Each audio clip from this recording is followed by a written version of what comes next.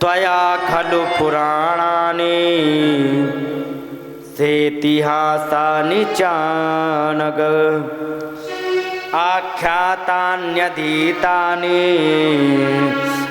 धर्मशास्त्राणि यान्युतः।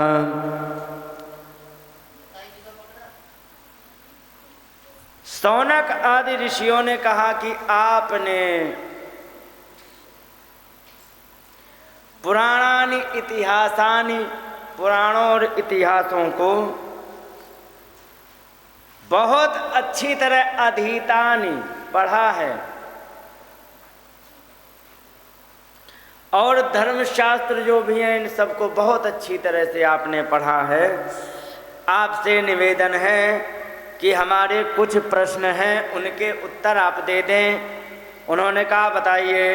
तो उन्होंने कहा तत्रांजसायुष्मन् भवता यद विनिश्चितम पुंसामेकान्ततः श्रेयस तन्नः संचितुमर्हसे। ये बताइए कि मनुष्य को पुंसाम पुरुष के लिए सबसे परम कल्याण करने का साधन क्या है, ये बताओ। दूसरे में प्रश्न किया गया भूरीणि भूरि कर्माणि श्रोतव्यानि विभागशः। बहुत से कर्म हैं, बहुत से मैंने सुने हैं, लेकिन ये बताइए अतः साधो त्रयत्सारम समुद्रित्य मनीषया। ये बताइए कि जो हे साधो यहाँ पर जो सबसे परम श्रेष्ठ क्या कर्म है वो हमें बता दीजिए, जिसका सबका सार वही हो, ऐसा कर्म बताइए। तीसरे प्रश्न में ये कहा गया है कि ये बताइए कि भगवान जो परमात्मा हैं उनको कुछ भी करने के लिए माताजी विराजमान हो जाओ, विराजमान हो जाओ। हैं? अच्छा, ठीक। तो उन्होंने कहा कि परमात्मा को कुछ भी करने के लिए संसार में आने की आवश्यकता नहीं है, वे संकल्प मात्र से सब कर देते हैं। अब जिस व्यक्ति को दुख देता तो भगवान डंडा लेके थोड़े ही आते हैं। रामचरितमानस में एक चौपाई बड़ी बढ़िया मंदोदरी ने सुनाई, वो समझने की बड़ी अच्छी आवश्यकता है। कहा काल दंड लहि काहू ना मारा, काल दंड लहि काहू ना मारा, हरै धर्म बल बुद्धि विचार, हरै धर्म बल बुद्धि विचार।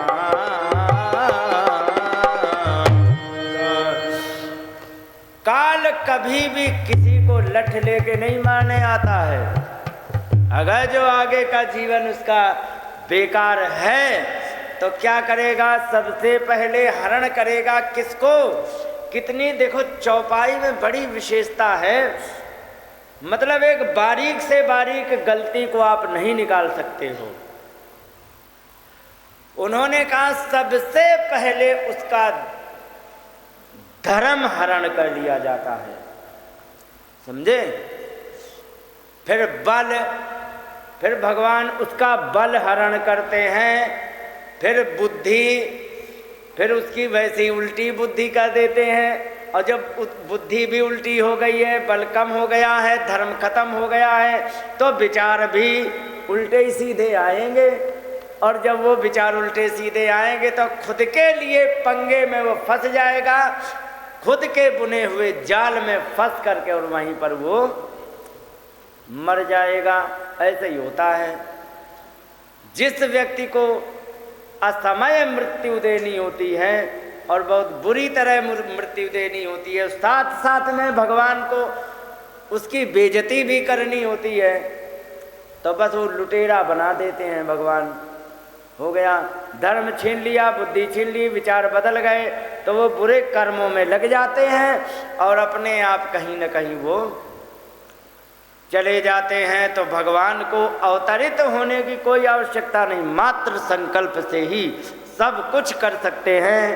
लेकिन देवक्या वसुदेवस्य जातो यस्य चिकीर्षया, देवकी और वसुदेव की यहाँ पर यस्य चिकीर्षया, जिस कार्य को करने के लिए वे आए थे, हमें ये बता दो।